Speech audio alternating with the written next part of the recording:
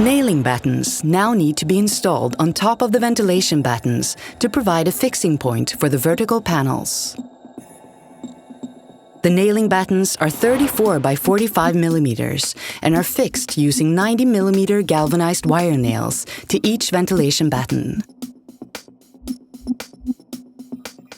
Install the nailing battens with 60 centimeters center spacing.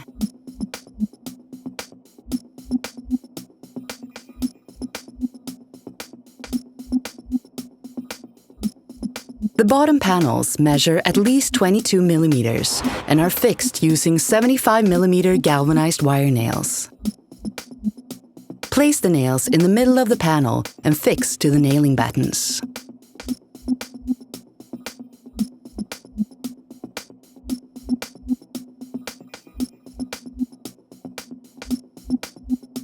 Lock panels, then cover the gap between the bottom panels.